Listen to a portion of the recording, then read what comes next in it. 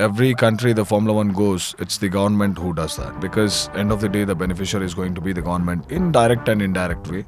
So, how do you build a sustainable ecosystem for racing here? I want the league to be self-sustainable and which directly implicates to the development of the motorsports in the country. And from every city, we pick 2 or 3 engineers, starting from first year to third year. One engineer who worked with us is now with the Williams F1. One engineer is with the Ferrari Driver Academy. And this year, we're going to work on the mechanics as well. So we're getting a couple of mechanics and I'm going to give them job immediately after the season is done. Welcome to the Evo India podcast, and today we are talking about something that is very close to my heart, motorsport. And with me in the studio is Akhilesh Reddy, Chairman and Managing Director of Racing Promotions and the man behind what everybody calls the IPL of Indian Motorsport, the Indian Premier League. Akhilesh, welcome to the Evo India podcast. Thank you, Sirish. It's superb what you're doing. I've seen you working on the Indian Racing League. Now you're in the 4th season. And it's an interesting concept because something like this hasn't really been tried in the past. So before we talk about the Indian Racing League, the Indian Racing Festival, Formula 4, street races, in fact, there's a lot to talk about in this episode of the podcast. I'd like to talk about your personal connection with motorsport. Why are you into motorsport? In a way, you can say, in the layman language, you can say madness. Mm-hmm. But to be more polished, you can say passion, because since the childhood, the only thing I have played with is cars. The toys, all my toys has always been cars, nothing else apart from the car. And I've tried my best to get into the motorsports when I was a kid, but back in 90s and early 2000s, the situation of the country, like motorsport was not really a thing which is easily available, and you wouldn't even know the right pathway, how to get in and how to go. So it has always been there since childhood.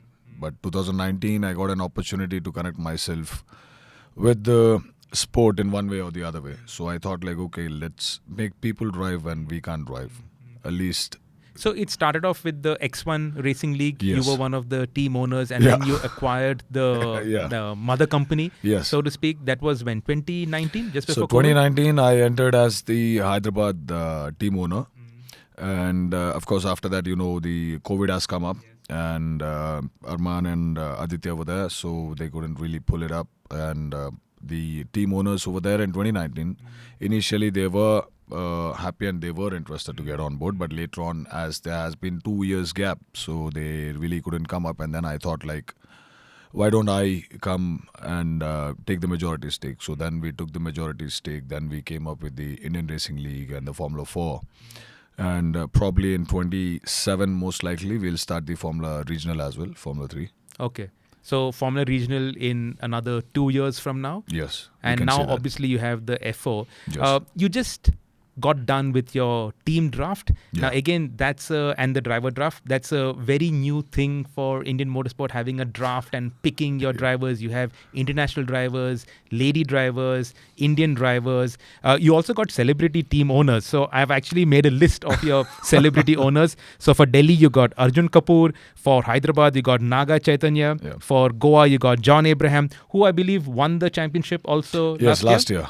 Then you got Saurav Ganguly for the Kolkata team, Sudeep Kicha for Bengaluru, and Kirti Vasan for Chennai. Yeah. So you got a A-list celebrity list for your team owners.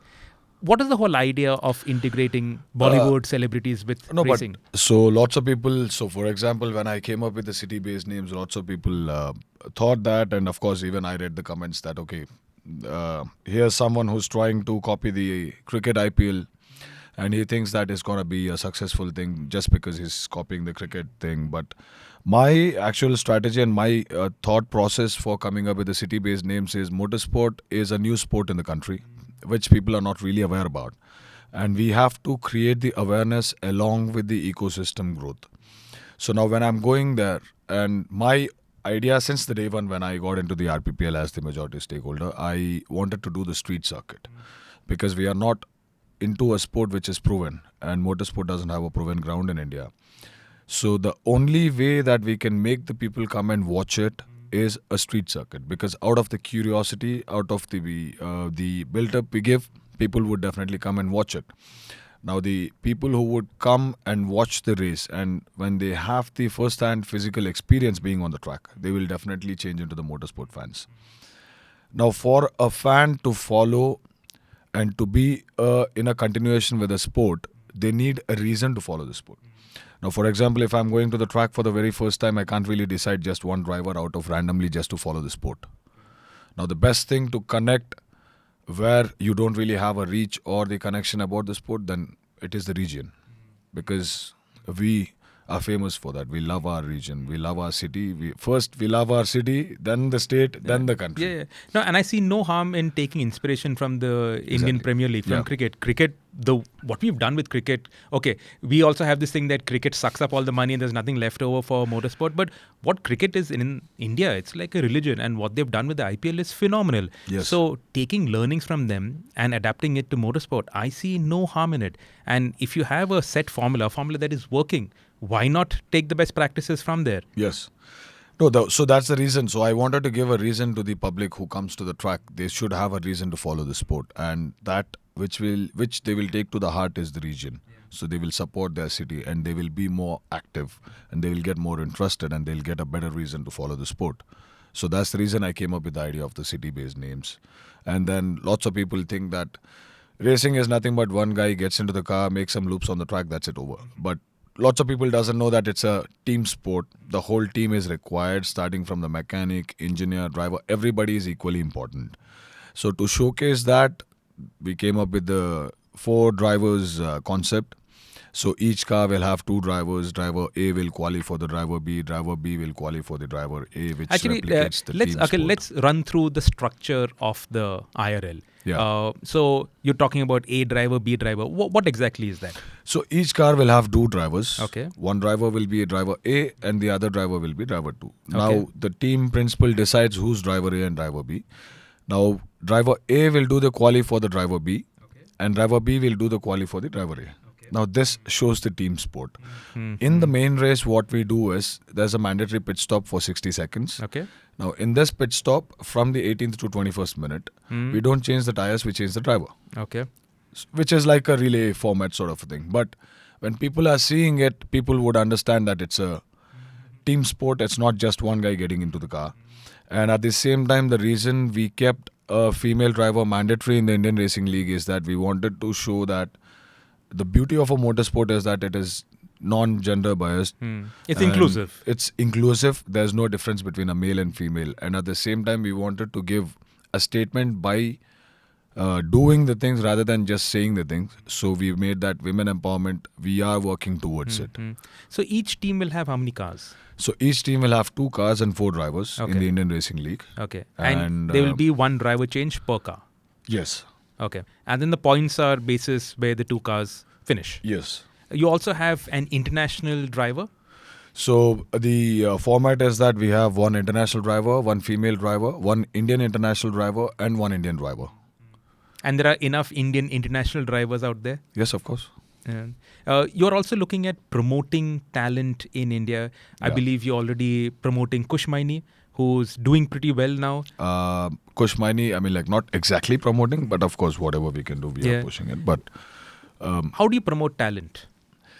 so for me, I feel that we need the creation of the ecosystem, not just in the driver, but in every vertical, let it be the engineer or the mechanics. So we are doing a program called L.I.M.E since last 3 years. Sorry, what is the program? L.I.M.E. Okay. So initially we used to do with the United Motorsports Academy, Okay. but now we are doing it with the Indian Motorsports Academy. Okay. So this program is that we choose the engineers. So every city, the UMA guys, they used to go to 2 colleges. First preference automobile engineering, second preference mechanical engineering. They go there, and from every city we pick 2 or 3 engineers starting from first year to third year. We give them free internship for 5 weekends when the race is happening, hands-on experience. And in general, to give you the value, in Silverstone, the same sort of internship is given for £30,000 for 2 weekends. But here we give that for free of cost for 5 weekends. And it has been a tremendous success. 1 engineer who worked with us is now with the Williams F1. 1 engineer is with the Ferrari Driver Academy. 1 engineer is with the Prema in F2. And couple of them are being picked, the data engineers especially, by MP Motorsports for the Formula 2. Oh, super. And the best part is, if you have watched the F1 movie, when Brad Pitt enters the pit garage, you will see one Indian kid. So he is from your internship program, Yes. a graduate of your internship program. Yes. Oh, fantastic. So initially what happened is, like, there are lots of Indian kids who just don't, it's not like just want to be a race driver, but lots of kids are there who wants to be the race engineer. They want to do something. They want to create something. And they used to give the exams, but the Europeans used to top more than the Indians, because the unfortunate thing was that Indian kids didn't have an opportunity to have the hands-on experience, the physical experience. The exposure. The exposure. But with this program, they are getting so much of exposure, and with their interest and the zeal, they are outrating the European kids. Yeah, so that's what we keep focusing on, the racing drivers. But we don't really talk so much about the entire ecosystem around it, Yes. like the engineers. And there are more people and there are more kids who would want to get into the engineering side of things, because obviously racing takes a whole nother set of skills. But engineering is more accessible. And there are a huge base of enthusiastic young kids coming out of our colleges who want to be part of racing. And here, if they get an internship program with the IRL, with the teams, it's a phenomenal opportunity which becomes a stepping stone for them to go and do bigger and better things. And this year, we're going to work on the mechanics as well. So we are getting a couple of mechanics, and I'm going to give them job immediately after the season is done. So they will be on board with the RPPL, and couple of engineers as well. Who's running the series? Which team is running the cars? So till last year, the IRF was run by JA, and the MP Motorsports used to run the Formula 4 Indian Championship. Okay. But this year, we are doing on our own. Okay, on your own. Okay, now you got the IRF, which is the Indian Racing Festival. You got the IRL, So Indian Racing League. IRF is the stage name, because we have multiple categories. As of now, we are running 2 categories, which is Indian Racing League, and the other one is Formula 4 Indian Championship. So we can't really call them every time separately. So what we made is, we made a stage name which is called Indian Racing Festival. So it's a racing festival where multiple categories come up. For now, we are running the Indian Racing League and the Formula 4 Indian Championship. And hopefully in 27, we'll be including the Formula Regional Championship also, which is a next step, just like the Formula 3. But it's a regional, so we call it as Formula Regional. So the event is called the IRF. Yes. And then under that, you have your categories. Yes. Now, does the IRL and the F4 run together? Do they use the same cars? No. The F4, we use the Leisure French-made FIA homologated car, which is specially homologated only for the sake of the Formula 4 Indian Championship.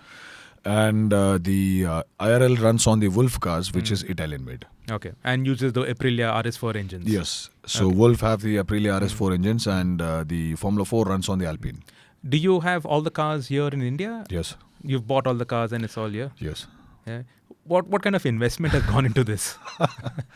I would say a lot. A huge investment has been gone into this. So, we do own all the 18 cars of the Wolf, and we also own all 20 cars for the Formula 4. It's a huge investment, right? Yes. Even if you don't mention the numbers, but you can just imagine that this is a huge investment. Yeah, the basic more investment was the street circuit material which we bought. Almost, I got around 230 containers material from What material? the debris fence panels, concrete blocks, timer. Starting from debris fence panel till the timer, each and every item. So we got from Vietnam, I bought from Germany, I bought from Poland. So if you remember, there was Vietnam Grand Prix which was supposed to Yes. happen, and then it didn't happen. Yes, yeah. Because the CEO got imprisoned or something like that. Some corruption scandal. Yes. Yeah. So from that company, I bought all the debris fence panels. Okay. So all this has come from Vietnam. And technically, though we are running on a grade 3 or grade 4 track, the material I'm using is grade 1. Okay. Your safety material. Yes. Yeah. You have experience with street races. You did the Formula E also. I was there, right? And what you said about going to the people, I know Hyderabad was a buzz with the race, and there were people from all over the country who had come for the race. So street races definitely work. They really create a lot of interest. Even when the Polo Cup, when they started off, they had the first race in Pune, and that place, Balewadi, the sports stadium, was packed. So it is a great way of doing racing, but it's not that easy, is it? doing it on a proper racetrack is far easier in terms of safety, in terms of organization. Of course, I mean, like making a street circuit is not so easy. Yeah. And especially India, it's a lot more difficult because we have to be mindful that the general public doesn't get affected because of the closure of the roads. But at the same time, we have to give 100% priority to the safety of the drivers, safety of the audience over there. So, and you have to be mindful of lots of other pros and cons over here. So, street circuits are a tough thing to do, but as an old proverb is there, no pain, no gain. So, you got to go through pain to get a gain. So what's lined up for this year? I believe you're starting off the championship on the 15th August weekend. Yes. So how is it going to go this year? So this year, hopefully, we will definitely have. I mean, like I'm pretty much 99% sure that we will have 2 street circuits this year. 2 street circuits. Yeah. Okay. But for now, I can't really reveal the names because we are still in the process of doing the MOU. So hopefully, in a week or 10 days, I'll be revealing the names. Okay. You did the Chennai street race last year. It was a night race. What learnings have you had from it? How did that go? Chennai street circuit, especially, it was a milestone for everybody, not just me, for the motorsports and also for the nation, I would say. And the whole team, myself and the whole team, we are pretty much proud of doing that because we are technically the first Southeast Asian first night race street circuit, and probably we are the 4th or 5th night race street circuit, which is FIA homologated worldwide. Okay, and the Chennai street race was FIA homologated? Yes. Okay. No, because every track we do race, it has to be FIA homologated because we are running the Formula 4 championship, which is FIA homologated. So we are the first entity in India to run a FIA homologated championship and who's running the FIA homologated championship. And the Formula Regional as well, which is going to come. So even that's going to be the FIA homologated. Yeah. Now, Formula Regional will qualify for the FIA, that F1 super license points, so, right? The F4 which we are running, even here the drivers get the super license points. Okay. Now, once you attain a minimum number of super license points in Formula 4, then you go to the Formula 3 Regional. And once you attain a limited number of points in Formula 3 Regional, then you'll be eligible to go into the F3 FIA. And then you go to the F2. And then F1. So the ladder starts from the F4. Every stage you have to earn some super license points. In order to be a Formula 1 driver, you need 47 plus super license points. So these points starts building up from the Formula 4. And we are doing that. And as a push to the Indian drivers, we are giving a subsidiary priced seat. First of all, we are the cheapest championship in the whole world. How much does it cost to take part in this championship? For an Indian kid, for the full championship, 35-40% of what world motorsports are charging. Okay. Not more than that. So it becomes a stepping stone for them. In India, we didn't have a ladder. To be more precise, I'm giving the seat for 60,000, 70,000. Okay. But in the international market, if you have to run through the Formula 4, FIA super license points, you have to pay 180,000. Plus stay, plus flights, plus everything. But with this, I genuinely feel that it's going to be a great push, especially for the Indian kids, because right from the home, you save a lot on the logistics, you save a lot on the travel, and then, of course, I'm giving it the subsidiary, this thing. Yeah. Yeah, because the problem is that once you at least finish with the championships that are there in India right now, then you need to go abroad. And then the gap, the gulf between the racing series in India and anything that is there abroad was massive. Yes. And you'd spend 2 years just getting to grips with it. And by that time, either your motivation is run out or your budget has run out. And that is that.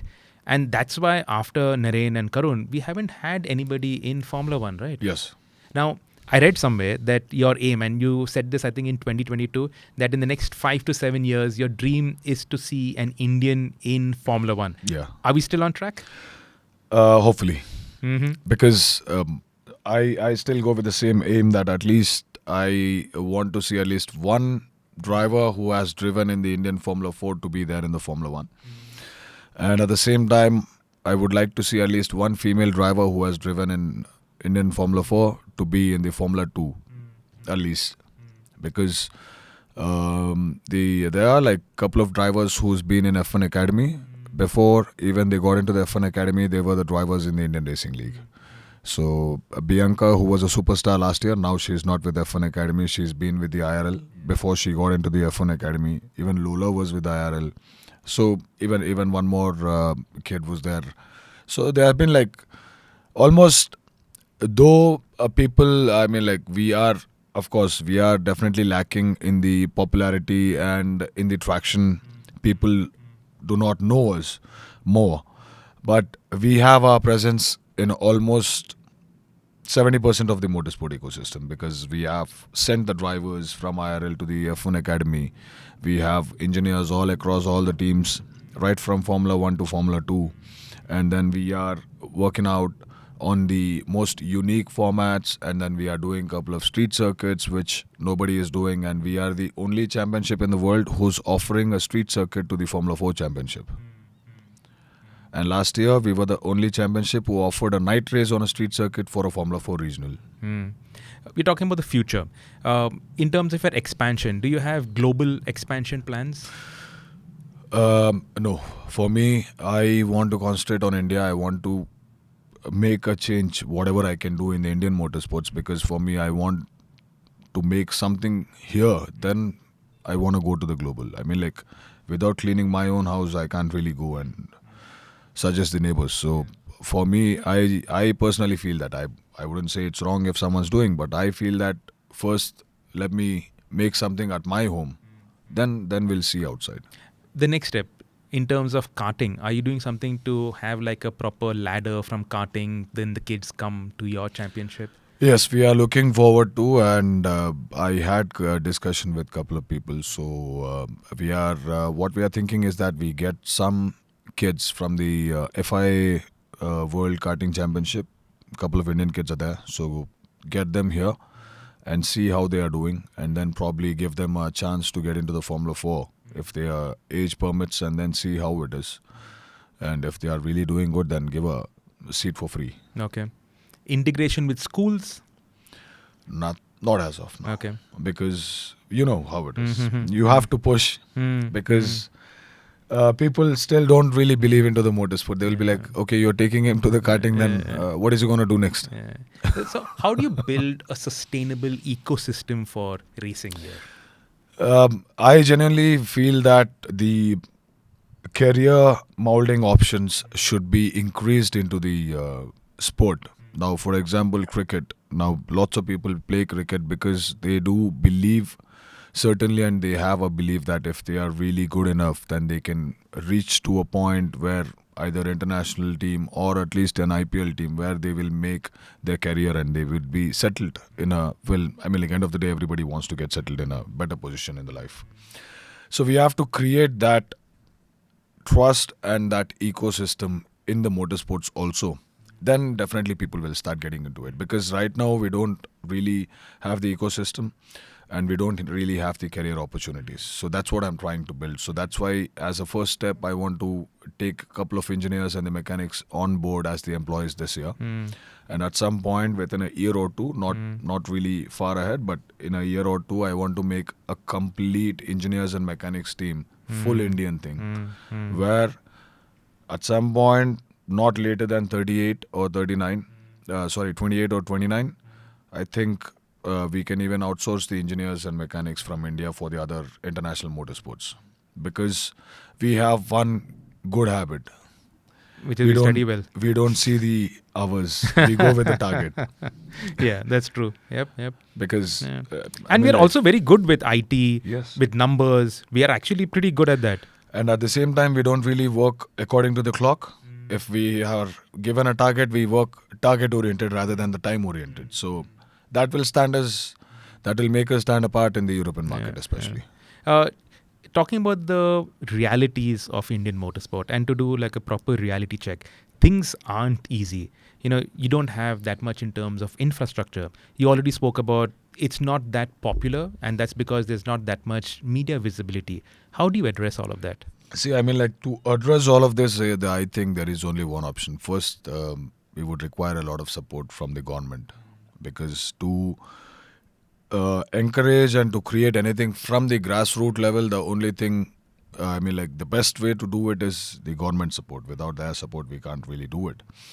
if the central government can give us more subsidiaries into the motorsports, and if they give a push to the motorsports, because lots of people say that, are you anti other sports and all? No, I'm not anti other sports, but the beauty of the motorsport and the difference in the motorsport when you compare with the other motorsports is that motorsport have that capability and ability to create a whole ecosystem if it becomes famous in the country.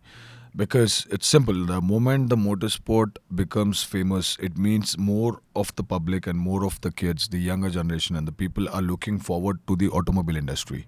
Now with this, first the automobile industries will start coming into the country. Second, in-house motorsport companies will start, in-house automobile manufacturing companies will start blooming. Because for us, automobile and motorsport is a myth. But imagine if this becomes a normal sport, just like a cricket or a kabaddi, and if we get enough support, it's going to create firstly a lot of employment, secondly GDP growth. Because for us, if it is a sports car, it has to be Italian made or a London or a UK made. We don't have it. But if you see those companies, the aero, the performance, all major decisions and creation are being done by Indian who are working over there as the chief designers and the engineers. Why not in India? Why the Indian is working over there and giving a better product? Because we don't have that culture. But if the motorsport comes, first, the international companies will start establishing their industries into the country. Second, the in-house industries will start blooming. That is, for a country with so much of population, it's going to be a really big because boost for us. The automotive industry contributes nearly 50% to the manufacturing GDP of a country. Yes. Everybody's interested in cars. It's not like we've had cars for the longest time. Exactly. We're all just getting into cars. Yes. We don't really care about sharing cars. We all want to own our own cars. Exactly. It's very aspirational, and motorsport it just feeds into that aspiration. Yes. You see Hyundai racing a Maruti and one of them winning, and then you'd want to buy the winning car, right? Of course. It's unfortunate that manufacturers aren't really full-fledged into motorsport. Have you begun conversations with manufacturers to get them on board? No, I tried my bit, but couldn't really succeed in that. What do you need for that to happen? See, that's what I said. Like, firstly, you need support. I mean, like, keeping the popularity aside, again, motorsport is also a sport. We would need enough support from the media. And at the same time, if we get enough support from the central government, from the sports ministry, also counting the motorsport also as a sport and giving us also more of the subsidiaries and giving a push from the government side, we can do wonders in that. You see that happening? Yes, I would say, because without that, I wouldn't be able to do the street circuits. If I'm doing the street circuits, yes, I'm getting the support, but it is like the individual support I'm getting. But if we can get some wholesome support, then it will be tremendous, and it will gain a lot more good things to the country as well. Now, for example, why Lambo, Ferrari, everything, why it has to come from Italy? Because the motorsport initially started from Italy. Now, why they have such good performance engineers, such proven product as the car, is because they have the motorsport, and motorsport gives ample of platform to do the R&D and create something unique with the better quality and the best quality. So that's the reason they have succeeded. It's the same thing. If we push it, better cars than Lambo and Ferrari will start getting manufactured in India. Yeah. We'll talk about the cars in a bit. With RRPL, the company that RPPL. RPPL, sorry. So with RPPL, the company that runs motorsport, what is the long-term vision? Long-term vision is simple for me personally. I mean, like, I wouldn't say that I've been passionate about this, so I'm just into this for burning money or something like that. No, of course, definitely, I would mind when I'm spending so much money. I would definitely look forward for the break even, and I would also look forward for taking out the profit out of it. But at the same time, I'm not really looking forward like I should make some billions out of this, make it a big thing, valuation, sell it off. No, I'm like not 100% commercial way. But my only agenda is that I get a bit of profit with the interest what I invested. That's all. Being practical, I want the league to be self-sustainable, and which directly implicates to the development of the motorsports in the country. So that's what I was getting at, the sustainability of the league. There has to be a long-term plan Yes. with this. So what is the long-term plan? Just like any other sport, looking forward for the sponsors, ticketing revenue, telecast revenue. You're also majorly into infrastructure. Yeah. MEIL is one of the biggest infrastructure players in the country. Is there any synergy between the two? I would say the only synergy is I'm the common party in both. That's it. But all your expertise in terms of doing infra projects, does that help with the street circuits? Of course. Yeah. I would say that has helped me a lot because if you take the Hyderabad street circuit, when the Formula E was done, we did the whole street circuit in a month and a half's time. Now, all the expertise I gained from the infra helped me a lot in making the street circuits. And in fact, even the Chennai street circuit, when we did, we got very limited amount of time period because Chennai is a populated city, and that too, that's Marina Beach Road. It's quite a busy road. So we get very limited amount of time, but still we somehow pulled it off. All that has come up from the expertise that I gained from the infra. Okay. We'll do a rapid quick fire before we wrap up this podcast. Sure. What's your favorite racetrack in the world? I would say Chennai street circuit. Petrol or electric? Any day petrol. Okay. With EVs becoming more and more popular, everybody says that EVs are going to be the future. Do you see racing moving towards electric? Your series moving towards electric? You're already involved with the Formula E, the Hyderabad E-Prix. But do you see IRL having an electric category? No, firstly, the Formula E, I was involved as just a track promoter, but not the championship because I did the track for my championship in 22. So eventually the Formula E has come. So I was the track promoter as I already did the track. But no, definitely the RPPL is not going towards the EV. Okay, so no EVs. Who would be your dream partner for the IRL or the IRF? On the group as the wholesome, definitely. I would love if Lewis can become a part of this. Okay, Lewis Hamilton. Yeah. So then I guess this would be an obvious answer. Which driver would you like to see racing in India? Of course, Lewis, Lando and Max. Okay. Are you into sports cars? Yes. What's your dream car? My dream car? Yeah. Maybe I would reveal it in coming couple of months because Okay. still thinking of it. Okay. Do you see the lack of infrastructure in the country holding back things in motorsport? No, I wouldn't say that because country is really growing in a fast forward pace in the infra development, especially every city. If you see the cities which you have seen like 5 years down the line, you wouldn't believe the cities are turned so much, and almost all over the country the infra is booming, and it's like in a double fast, you can say 3x or 4x speed. But for the motorsports, infra comes as the secondary. The perception, the general perception saying that motorsport is the rich man's sport and saying that it's not really available or reachable, I don't think so, because back in the days, the motorsport, yes, in late 90s and early 2000s, the motorsport was costly. But it is the same price even now if you want to do it.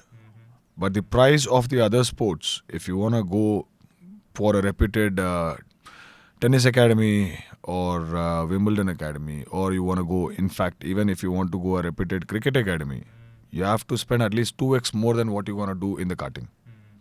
So I would say the perception and the way of thinking has to be changed. And that myth has to come out of the public's brain that motorsport is niche, it's costly. No, it's not. It's affordable now. And I would agree it was costly back in late 90s, but not now. Because the price is the same, it hasn't increased. And people's spending power has increased. Exactly. Okay, Akhil, to close, what are the career opportunities in the IRL? You talked about engineers, drivers, obviously. Is there career opportunities in terms of organizing, in terms of media, in terms of marketing? Yes, of course. The whole ecosystem, we have to build our own ecosystem. So we would, as of now, the first immediate requirement is the engineers, mechanics and the drivers. So this is in process. The next stage will be the organizers, the on-ground support, then the media. Because of course, end of the day, whatever you do, it's only the media which showcase, and that's how the people come to know. So yeah. How do engineers apply for your internship program? So the Indian Motorsports Academy take care of that. So they got almost, I think, around a couple of thousands of applications, and they were like really patient that they interviewed each and every applicant, and then they filtered because they have this technical format, 5-stage or 4-stage format. So they evaluate the student depending on that.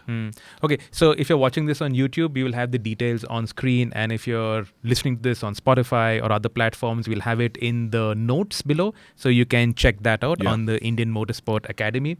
So that's the career opportunities at the Indian Racing League, Indian Racing Festival. What are your social media handles? Social media handles, it's Indian Racing League official, and then Formula 4 Indian Championship. Okay, so that's how you follow the Yes, racing that's how league. you follow. You get the updates. Also, the teams, city-based teams, they will also have their own following. They will also be doing their own promotions to build the following in those cities. Yes. Yeah. So that's the idea, and that's how you build the that's the idea, city and that's how thing. we built the city-based. Yeah. The upcoming season starts with the Curry Speedway. Then it goes to Chennai. Yeah. So end of August, when this podcast also goes live, that's around the same time that we will have the first race at Curry, then Chennai, and then we move to the street races. Yeah. No, Curry, Chennai, and then Curry again. Okay. In the October. Then last round 4 and round 5 are going to be the street circuits. Awesome. And finally, to end this podcast, what's your long-term vision with the IRL? When do you see somebody from the IRL, a graduate from this academy, getting into Formula 1? Because everybody considers Formula 1 to be the top tier. Yeah, of course, it's the pinnacle of the motorsports, so everybody considers the Formula 1. But for me, the target for the Formula 1, in one way or the other way, at least one person, let it be the driver or engineer or a mechanic, to the Formula 1 is, the target is to push there by at least by 29 or 30. 2029 or 2030. But along with that, there are lots of other motorsports where we can explore, and there is a lot of requirement. For example, you have the WEC, you have the Le Mans, you have the Euro Cup. So there are lots of, you have Indy 500s. So you have a lot of other sports, I mean like other categories where the whole system needs lots of people. So don't be just focused on Formula 1. Yes. The whole world is out there. Whole world is out there. Yeah. Do you see Formula 1 coming to India? A tough question, but I doubt. I mean, like, first of all, we don't have a track, unfortunately. And second, we need a good partner who's going to spend that sort of amount for getting the license without expecting the returns, which is... which is only possible if the government is supporting it. No, of course, that's the reason almost, I think, every country the Formula 1 goes, it's the government who does that. Because end of the day, the beneficiary is going to be the government in direct and indirect way. Firstly, the imports and other stuff. Secondly, the tourism revenue comes up. So the beneficiary is going to be directly and indirectly, it's going to be the government. So a private entity to put in so much money without expecting the returns, because a private entity can't really generate the money on that. So I doubt about it. But anyway, if some truly passionate person is there, definitely. Anyway, thank you for being on the Sirish. podcast, Akhil. It's been a pleasure. Wish you all the best. I know you have plans, not just purely racing, but also the ecosystem around racing. And I wish you all the best and lots of success. Thank you for having me. Thank you. Pleasure.